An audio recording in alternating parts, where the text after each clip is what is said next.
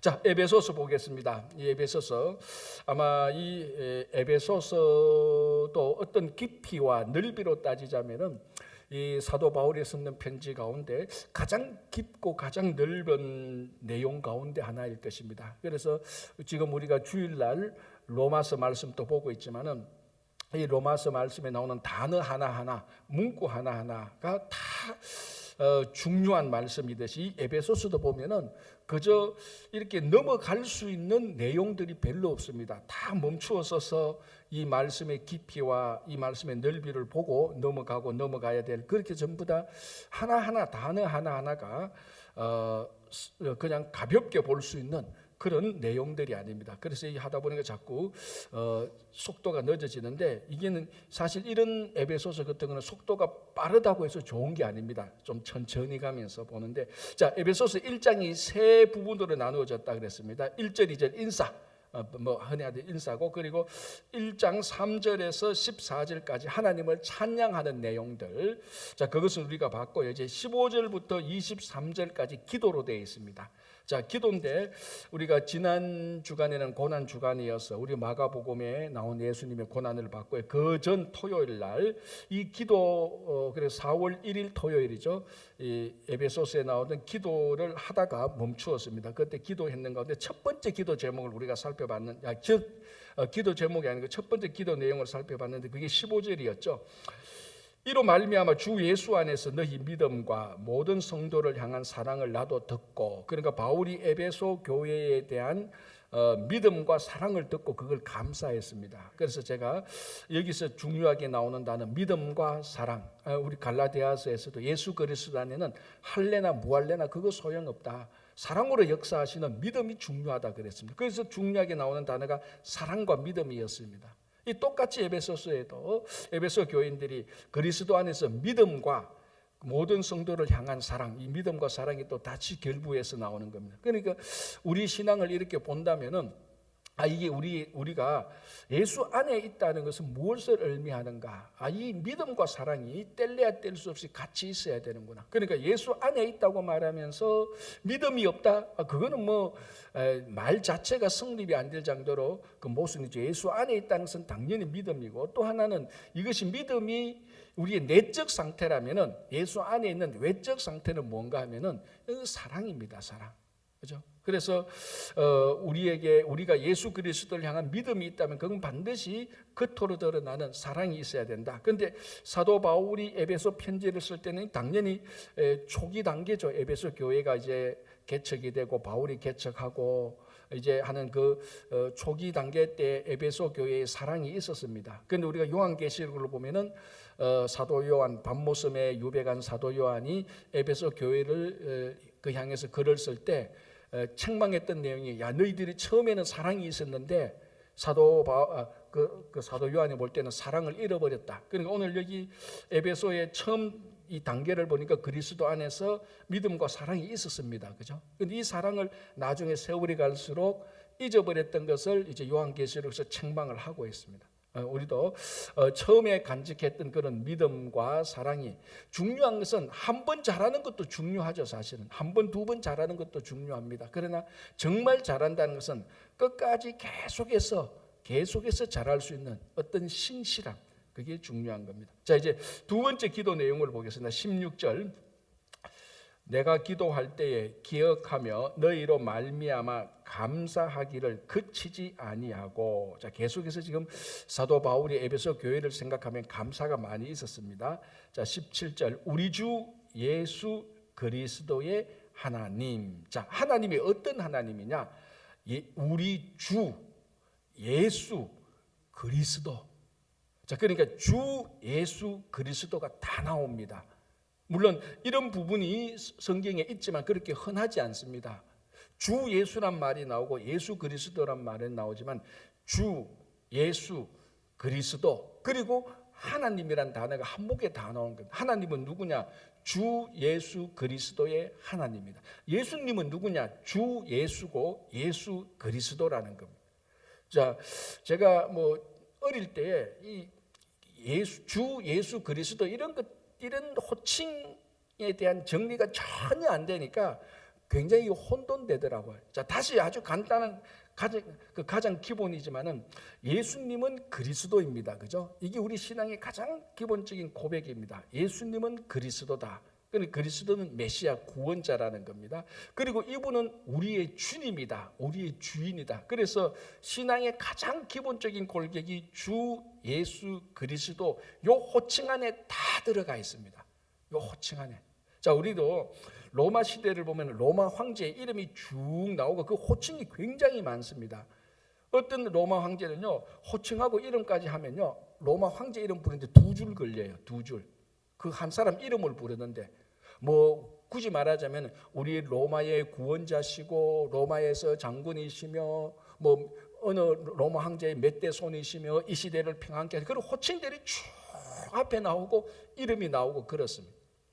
그런 어떤 방식 비슷하게 예수님에 대해서는 그렇게 길지 않습니다. 간단합니다. 주 예수 그리스도입니다. 이게 우리가 예수님에 대한 신앙 고백을 가장 간단하게 호칭으로 고백할 수 있는 겁니다. 주 예수 그리스도. 자, 그러면 하나님, 주 예수 그리스도의 하나님이신, 그러니까 전부 다 호칭이죠. 그런데 이 호칭 안에 우리 신앙의 고백이 그대로 다 들어가 있는 겁니다. 그렇죠? 자, 17절, 우리 주 예수 그리스도의 하나님, 영광의 아버지께서. 자, 영광의 아버지라는 것은 이 하나님께서 영광을 받으신다는 의미도 있고, 우리에게 하나님의 영광을 경험하게 해주신다는 그런 의미도 있습니다. 자, 어쨌든 주 예수 그리스도의 하나님, 영광의 아버지께서 자, 지혜와 계시의 영을 너희에게 주사 하나님을 알게 하시고.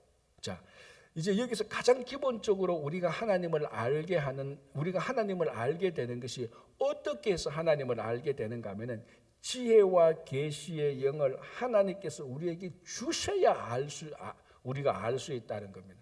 그러니까 이거는 우리 힘으로, 인간의 힘으로 참된 하나님을 알 수가 없습니다.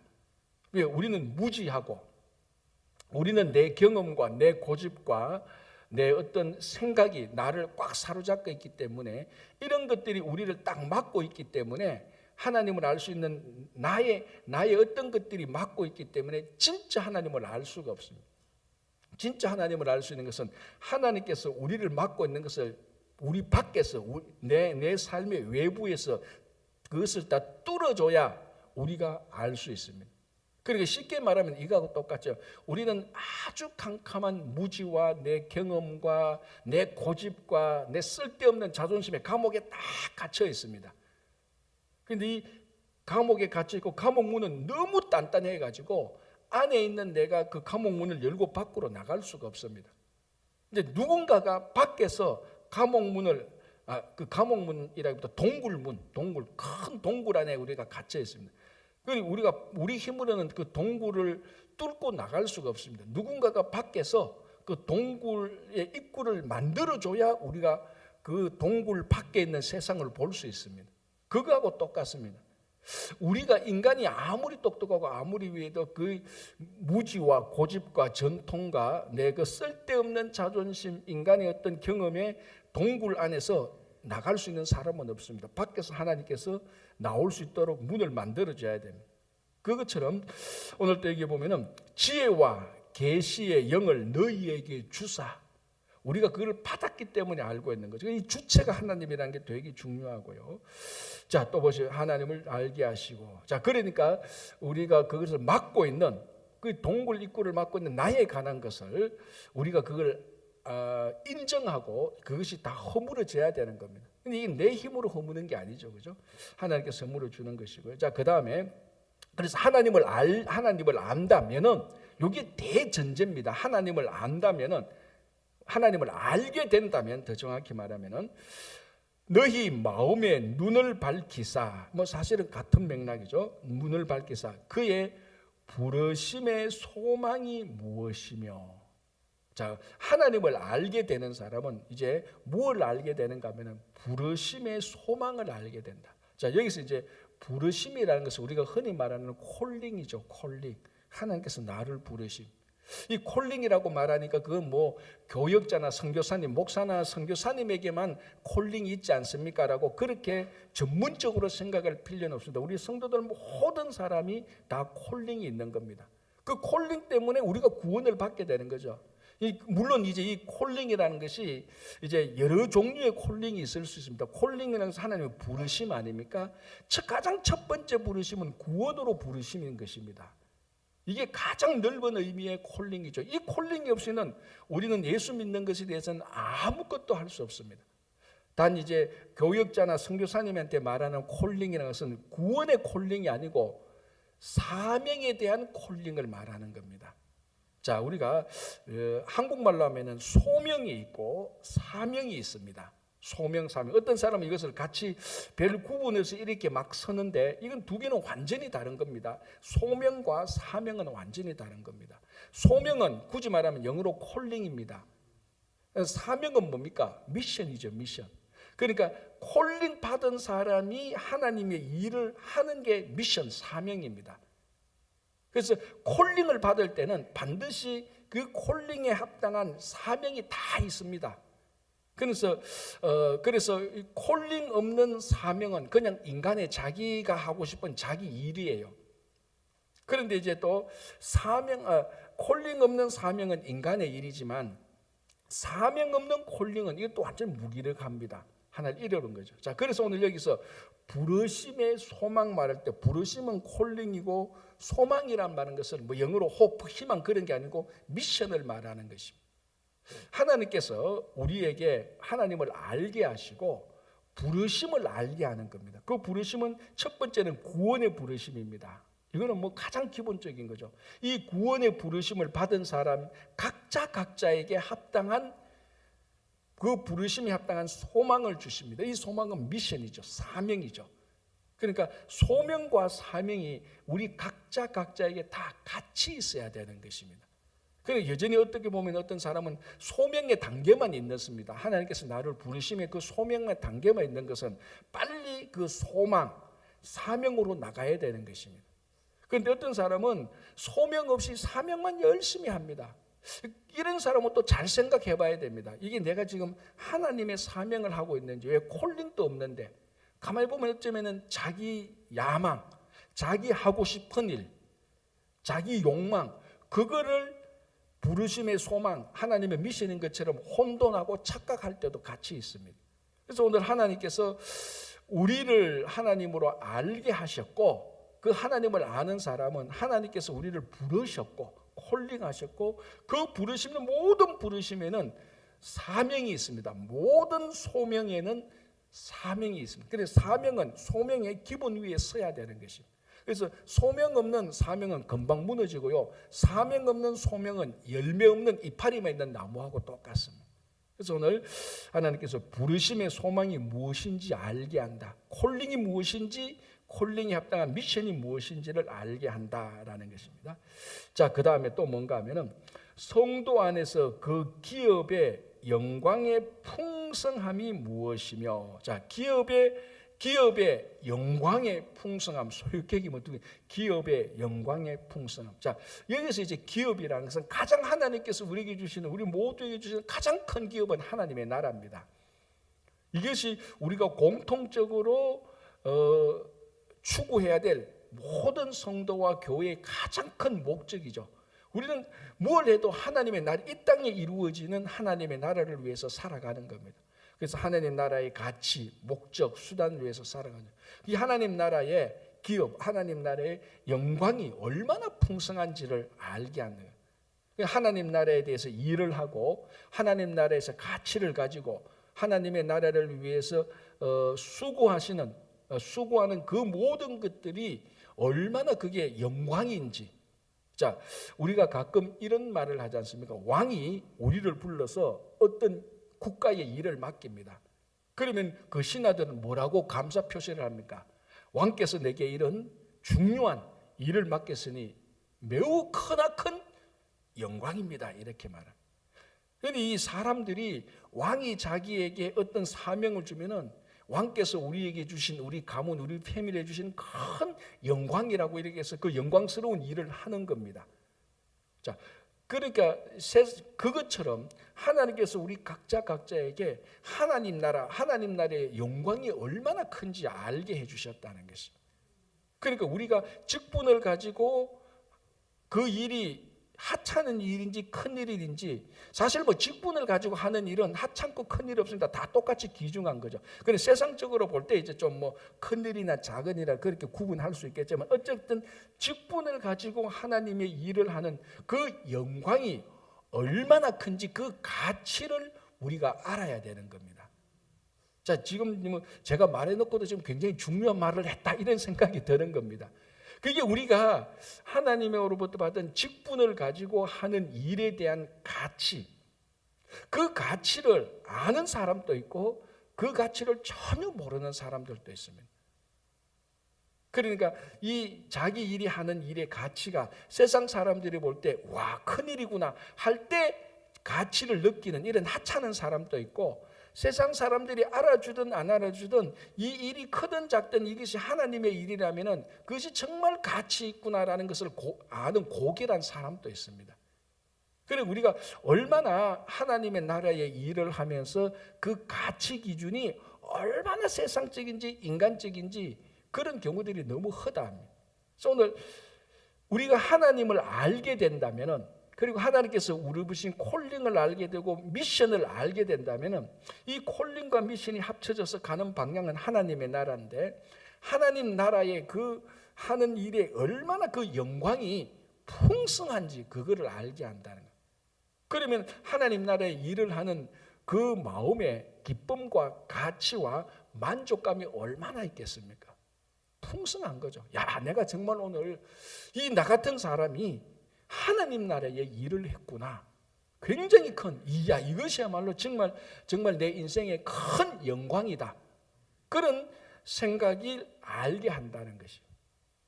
자, 그러면은 이제 우리 각자가 하나님께서 맡겨주신 일을 하게 될 때, 그것이 뭐 교회, 여러분 주일날이나 아니면 평소에서 교회에서 하는 우리 봉사를 보면요, 세상에서 보면요, 전부 다 그게 큰 일이 아니에요. 그렇잖아요. 뭐 고작이란 말이 좀 있어요. 해야 교회에서 뭐 식사 봉사하고 주방 봉사하고 뭐 교사하고 성가대하고, 세상적으로 볼 때는 그게 뭐 국가를 위한 것이나 목숨을 거는 것이나 큰 어떤 재산의 가치를 가져오는 일들이 아니에요. 세상에서 볼 때는. 그죠? 그렇잖아요. 세상에서 볼 때 뭐 위험스러운 일도 아니고 큰 어떤 그 재산의 가치를 가져오는 것도 아니고 뭐 대적이 쳐들어서 국가를 막아내는 일들도 아닙니다. 다 보면은 세상이 볼 때는 교회에서 하는 봉사 일들이요, 다 평범하고 어떻게 보면 작은 일들이에요. 그러나 그 세상으로서 볼 때 이게 하나님 나라의 기업의 일이라고 할 때, 그 일이 조그마한 일이라 할지라도 이것이 얼마나 영광스러운 일인가를 진짜로 그것을 알고 할 때, 거기에 대한 하나님 나라에 대한 봉사에 대한 가치가, 그 가치를 알게 되면 만족함이 있는 겁니다. 그러니까 여기 이 만족함에 우리가 만족한다면요, 이 하나님 나라의 가치에 만족한다면은 사람들이 뭐 우리를 평가하는 그 가치에는요 전혀 만족할 이유가 없습니다. 전혀 만족할 이유가 없습니다. 그런데 이제 그 하나님 나라의 가치에 만족을 못하니까, 그 기업의 풍성함을 알지 못하니까 어디에서 가치를 발견하려고 합니까? 사람들이 나를 얼마나 인정하니까 거기에 가치를 자꾸 발견하려고 하는 거예요. 여기서부터 이제 문제가 다 생기는 거예요. 그래서 내가 이만큼 일했는데 좀 덜 알아주면 서운하기도 하고 섭섭하기도 하고, 내가 일을 이만큼 했는데도 평가가 좀 적으면은 내가 일을 잘못했는지, 왜 저 사람은 날 저렇게 보는지, 저 사람이 뭔데 내게 대해서 이렇게 말을 하는지, 거기서부터 다 이제 관계나 이제 서운함이나 이런 것들이 다 터지는 것.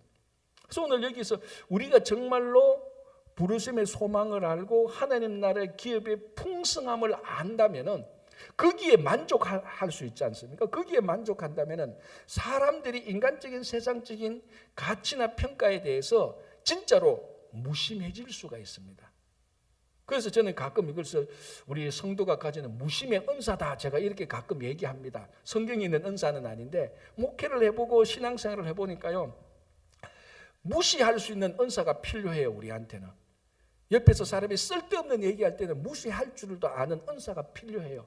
쓸데없는 얘기하는 거 가슴에 다 받아들여가지고 자기만 상처받고 자기만 절망하고 자기만 실망하고, 제가 그렇게 말합니다. 당신한테는 은사가 필요한데 무시할 수 있는 은사를 좀 가지라고. 그것도 기도 좀 하라고. 그렇잖아요. 여러분, 사람들이 하는 이야기 다 듣고 그 신경 어떻게 다 씁니까? 또 신경 썼어도 안 되죠. 우리가 하나님의 부르심에 기업의 풍성함을 아는데 사람들의 가치와 평가에 대해서 일일이 다 신경 쓰고 다 대꾸 어떻게 하면, 그게 어떻게 보면은 하나님 기업의 풍성함의 가치와 만족을 못하기 때문에 그럴 수도 있다는 거예요. 그래서 하나님께서 우리를 부르심의 소망을 주시고 기업의 풍성함을 알게 됩니다. 자, 더 쉽게 한마디만 말하면요, 집에 들어가면, 어떤 아이가 집에 들어가면 모든 게 다 풍성해요. 쉽게 말하면 자기 재산의 가치가 뭐 수억 불이 돼요.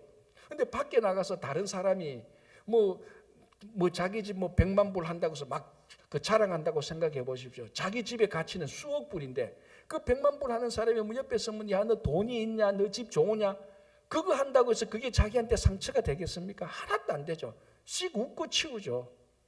뭐 무슨 소리를 해도, 야, 너는 뭐 입고 있는 옷이 왜 이러냐, 차가 왜 이러냐, 뭐 별소리 다 해도 뭐 거기에 뭐 그 말 한마디에 마음이 불끈하겠습니까? 씩 웃고 치우죠. 당연히 무시할 수밖에 없다고요. 그거 똑같이는 우리가 하나님 나라의 기업의 풍성함이 있다면은 세상과 사람들의 가치와 판단에 있어서요, 우리가 그렇게 민감하게 반응하지 않습니다. 또 반응할 필요도 없고 반응도 안 생겨요, 솔직히. 그죠? 내가 하나님의 일을 하는데 이게 너무 가치 있고 너무 좋은데 사람들이 뭐 그에 대해서 얘기한다고? 그때 이제 진짜 우리는 거룩한 콧방귀를 낄 수 있어야 되는 거예요. 흥 하고 치우는 거예요. 그죠? 자, 그 다음에 성도 안에서 그 기업의 영광의 풍성함이 무엇이며, 자, 그 다음에 그의 힘의 위력으로 역사하심을 따라 믿는 우리에게 베푸신 능력이 지극히 크심이 어떠한 것을 너희로 알게 한다. 말이 뭐 이렇게 자꾸 하는데, 쉽게 말하면은 하나님의 큰 위력으로 우리에게 베푸신 능력이 얼마나 큰지를 알게 해준다. 자, 이 능력은 크게 보면 두 가지죠. 첫 번째는 구원의 능력입니다. 하나님께서 우리를 구원해 주신 그 구원의 기본적인 능력. 그리고 두 번째는 능력이 뭔가 하면 구원받은 우리가 하나님 나라의 일을 할 수 있도록 베풀어 주시는 또 능력. 구원을 우리의 하나님의 능력으로 구원해 주시고, 구원한 우리가 구원받은 자로 살 수 있도록 또 능력을 주신다는 겁니다. 그 능력이 얼마나 큰가를 알게 해 주신다. 하나님의 정말 그 위대한 능력, 물론 그 하나님께서 우리를 위해서 베푸신 구원의 능력은 딱 한마디로 말하면 사랑입니다. 그 사랑, 그것이 얼마나 큰지를 알게 해 주신다는 겁니다. 제가 가끔 뭐 이런 말을 합니다. 우리가 살아가면서 하나님께서 우리에게 베푸신 구원의 능력이 얼마나 큰지, 거기에 지난 한 달 동안, 지난 한 주 동안 진짜 한두 번이라도 감격해 본 적이 있는지, 그런 감격에 빠진 사람은, 하나님께서 우리를 구원해 주신 그 구원의 능력에 감격에 빠진 사람이라면요, 아까 말씀하신 것처럼, 아까 말씀드린 것처럼 비슷하게 우리는 늘 풍성함 속에서 살아갈 수 있습니다. 여러분, 수억 불 되는 집에 사는 사람이라도 마음에 감동, 감격이 없으면요, 그 인생은 굉장히 드라이하고 굉장히 황폐해요. 그러나 일반 서민처럼 같이 살아도 늘 마음에 감격이 있고 감동이 있으면요, 이 사람의 삶은 굉장히 풍성하지 않습니까? 우리 내적 상태가 정말로 감동과 감격이 있다면 매일매일이 풍성합니다. 물론 이 감격과 감동은 세상적인 것이 아니고 하나님의 구원의 감동과 감격이죠. 자, 여러분, 지금까지 살아오시면서 진짜로 어느 순간에 제일 감동이 있었겠습니까? 내가 죽을 뻔했는데 나를 살려준, 내가 죽을 뻔했는데 진짜로 그 죽음에서 죽지 않고 살아났던 그런 경험이 있으면요, 그것보다 더 감격과 감동했던 순간이 어디 있겠습니까? 우리가 사실 우리는 완전히 진짜 죽고 영원한 죽을 수밖에 없는데 하나님께서 사랑의 능력을 베풀어서 우리를 구원해 주셨거든요. 근데 그 감격과 감동은 평생에서도 한 번도 느끼지 못했다면 그거는 진짜로 구원받은 사람인지 아닌지 한번 생각해 봐야 되는 겁니다. 내가 영원한 죽음에서 구원을 받았는데 거기에 대한 감격과 감동이 없다? 그거는 믿음이 없거나 사람이 아니거나 그렇습니다. 제가 볼 때는. 뭐 제가 아는 사람은 그래요. 제가 아는 사람은 우리 그렇잖아요. 내가 참 어려울 때 누가 물질적으로 약간만 도와줘도 얼마나 감격과 감동이 있습니까? 아, 그 사람 내 평생 은인으로 삼을 거야. 내가 정말 재정적으로 사업할 때 좀 어려운데 재정적으로 옆에서 누가 진심으로 좀 도와주면요, 아, 저 사람은 내가 평생 은인으로 삼을 거야. 감격이 있습니다. 그게 정상적인 사람 아닙니까? 그런데 우리를 영원한 죽음에서 구원해 주신 그 구원의 능력을 우리가 경험했는데 거기에 대한 감격과 감동이 없다? 그거는 사람이 아니거나 믿음이 없거나 그 둘 중에 하나죠. 그래서 하나님께서 그 베푸신 능력이 얼마나 큰지 우리를 알게 하는, 구원해 줬고 구원만 해줍니까? 구원받은 자로서 살도록 해주시는 그 능력까지도 이중 능력을 주시죠. 구원해 주신 능력, 구원받음이 또 살도록 해주시는 능력, 그걸 이제 우리가 알게 하신다는 겁니다. 이거를 하나님, 이걸 위해서 사도 바울이 기도를 하는 겁니다. 바울이 다 경험이죠, 그죠?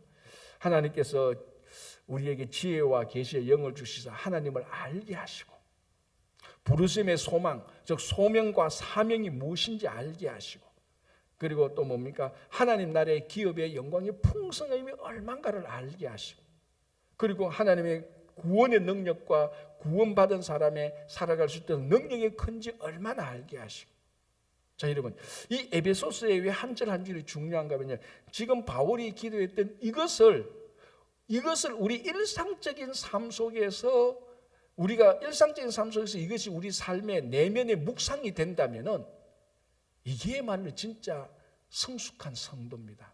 이게 성숙한 성도. 이런 것들이 우리 내면화되어서, 이런 것들이 한 1년, 2년 만에 새벽 기도 때 한 번 듣는 내용이 아니고, 평소에 이런 것들이 늘 이런 것들이 마음속에 생각이 되어지고 묵상이 되어지고, 어떤 일이 닥칠 때 이런 일들이 우리에게 묵상이 되어지고 그 일을 해나간다면 그 사람이야말로 진짜 성숙한 성도예요. 그죠? 자, 또 보겠습니다.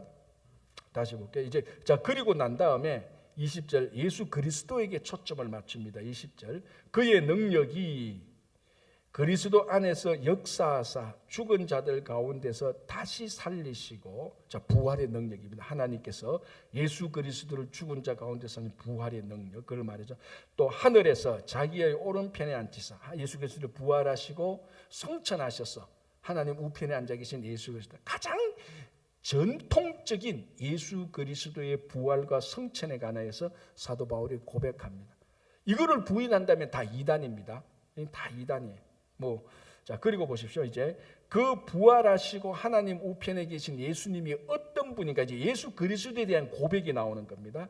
자, 21절, 모든 통치와 권세와 능력과 주권과 이 세상뿐 아니라 오는 세상에 일컫는 모든 이름 위에 뛰어난 이름을 뛰어나게 하시고, 한마디로 말하면 모든 우주의 통치자가 된다는 겁니다. 하나님께서 예수 그리스도를 죽은 자 가운데 부활케 하시고 하나님 우편에 앉으신 예수 그리스도를 온 우주의 통치자가 되게 하시는, 통치자가 되기 위해서는 권세가 필요하죠. 권세와 능력과 주권, 이런 것들이 전부 다 통치에 필요한 수단 아닙니까? 권세, 능력, 주권, 온 우주의 통치자가 되신. 그런데 예수님께서 온 우주의 통치자가 된다는 것은 한마디로 말하면은 내 삶의 영원한 주인이 된다는 것. 그래서 아까 앞에서 주 예수 그리스도라고 말했는 거예요. 부활하신 예수님께서, 지금도 하나님 우편에 앉아 계신 예수님, 그 예수님께서 온 우주의 통치자가 되신, 대통령이나 황제가 임금이 통치자가 아니고 그걸 고백하는 것이고요. 자, 22절 보시기 바랍니다. 또 만물을 그의 발 아래에 복종하게 하시고 그를 만물 위에, 자, 일단 모든 만물을 복종하게 하신다. 승리하게 하신다는 거죠. 모든 것들을, 이 우주의 모든 것들을 예수님의 발 아래에 두었다. 승리는 영원한 승리자입니다. 온 우주의 승리자고, 자, 예수 그리스도는 영원한 온 우주의 통치자고 온 우주의 승리자이고, 자, 이제 진짜 중요한 말이 이제 나오는 겁니다. 자, 이 예수님이 무엇과 연관이 되느냐? 무엇과 연관이 됩니까? 교회입니다. 교회. 이게 중요한 거죠. 자, 1장 1절, 에베소서 1장 1절에서 제가 한 3번이나 4번째 지금 이 본문을 가지고 우리가 새벽에 이 말씀을 나누고 있습니다. 사도 바울의 찬양, 감사, 기도, 인사 이렇게 쭉 말하면서 우리 신앙의 기초를 말하고 예수 그리스도를 말하고 예수 그리스도가 통치자고 온 우주의 통치자고 온 우주의 승리자고, 자, 이분이 이렇게 해서 끝나는 게 아니고, 자, 뭡니까? 22절, 또 만물을 그의 발 아래에 복종하게 하시고 그를 만물 위에, 드디어 중요한 단어가 나오죠. 뭔가? 교회라는 말이에요. 교회의 머리로 삼으셨다. 교회는 그의 몸이다. 자, 그가 누굽니까? 예수 그리스도입니다. 예수 그리스도가 누구라고요? 온 우주의 통치자고 온 만물의 승리자입니다. 그분이 뭐라고요? 이 교회의 몸이다라는 거예요. 그러니까 이것을 하나님의 구원과 예수 그리스도의 통치와 승리를 쭉 가서 어디에 탁 걸어 놓는가 하면은 교회에 탁 걸어 놓습니다. 무엇이 보입니까? 교회가 딱 보여야 돼요. 그래서 제가 에베소서 처음 말할 때 이 에베소서는 가장 깊고 넓은 교회가 나오는 겁니다. 에베소서를 읽을 때 교회를 놓쳤다? 에베소서를 다시 읽어야 되는 겁니다. 이 로컬 처치를 뛰어넘어서 우주적인 교회. 그래서 가장 기본적으로 이 교회의 가치, 얼마나 교회가 중요한지, 얼마나 이 교회를 하나님께서 사랑하시는지 그거를 말합니다. 자, 온 우주의 통치자가 되시고 모든 만물의 승리자가 이 교회의 몸입니다. 얼마나 교회가 중요합니까? 얼마나 중요합니까? 지금 우리가 요즘 세상에, 그리고 이민교회에 제가 목회를 하면서 내가 가장 시급하게 우리가 더 깊이 해야 되는 것은 교회론입니다. 교회에 대해서 사람들이 너무너무 교회에 대해서 무시하고 교회에 대한 가치를 평가절하하고 있어요. 너무너무 목회자로서 개인적으로 볼 때 그게 너무너무 안타까워요. 교회 해봐야 뭐 학교나 일반 기관하고 똑같지 않으면 뭐 그냥 더 낫게, 이민교회가 다 교회가 다 적으니까 사이즈가 적고 하니까 사람들이 그 세상 가치 기준으로 이 사이즈가 적고 사람들이 적고 이민교회가 어려우니까 세상 가치 기준으로 다 그것을 평가절하하고 있다. 그런데 오늘 에베소를 보면은 온 우주의 통치자고 온 만물의 승리자가 이 교회의 몸입니다. 그게 얼마나 가치 있고 가치 있는. 어떻게 보면요, 이제 우리가 에베소서를 이렇게 1장부터 쭉 봤는데 마지막에 22절, 23절을 딱 봤을 때는요, 진짜 참된 신앙이라면은 전율을 느껴야 돼요. 교회에 대해서. 와, 내가 교회에 대해서 이렇게 생각을 못하고 있었구나. 이 교회가 이만큼 중요하구나라는 것에 대한 진짜 어떤 뭐랄까, 온 근본적인 교회에 대한 회개와 전율이 생겨야 돼요. 그게 오늘 교회의 머리로 삼으셨고 교회는 그의 몸이다. 자, 그래서 보십시오. 23절, 교회는 그의 몸이니 만물 안에서 만물을 충만하게 하시니 충만해. 말이 좀 막 이래 돌아가는데 교회가 만물과 교회가 맞물리는 겁니다. 교회의 사이즈에 상관없이 몇만 명 모이는 교회나 10명 모이는 교회나 모든 교회는 다 예수 그리스도의 몸이고 만물 안에서 만물을 충만케 한다는 것입니다. 그래서 우리가 다시 한번 우리가 사도 바울이 말한 이것에 묵상하고, 정말 우리가 성도로서 교회의 가치를 귀중하게 두고 이 교회가 예수 그리스도의 몸인 것을 두고 정말 생활하는 정말 참된 성숙한 그런 여러분들이 되시기를 바랍니다. 기도하겠습니다. 하나님 아버지, 감사합니다. 이 새벽에 사도 바울의 기도 내용을 보면서 하나님께서 우리에게 지혜와 계시의 영을 주시사 하나님을 알게 하시고 구원을 알게 하시고 소명을 알게 하시고 사명을 알게 하시고 기업의 풍성함을 알게 하시고 우리에게 베푸신 구원의 능력을 알게 하시고 구원자로 살아가는 또 능력을 알게 하시고 교회가 바로 예수 그리스도의 몸이고 이 교회의 머리가 예수 그리스도라는 것을 알게 해주시니 감사합니다. 주님, 오늘 또 이 새벽에 우리에게 성령께서 깨우쳐 주시는 그 깨우치심을 받아서 믿음으로 살아가며 그 믿음 위에 우리의 선한 행실을 세울 수 있도록 역사해 주시옵소서.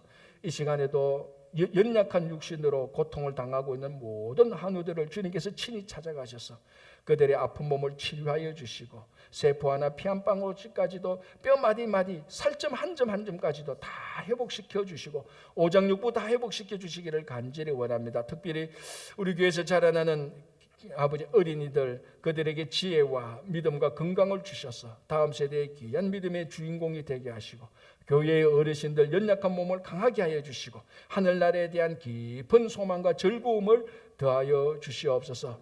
교회의 모든 사역들마다 복되게 하시고 이 교회의 사역을 통해서 하나님의 나라가 많이 넓게 깊게 이루어질 수 있도록 도와주시고 오늘도 이 아침에 하나님께 올려드리는 모든 기도가 복되게 하시고 지진과 전쟁으로 고통당하고 있는 전 세계 수없이 많은 사람들을 오늘도 만물을 지배하시고 통치하시는 주님께서 그들에게 위로와 격려를 더하여 주시옵소서.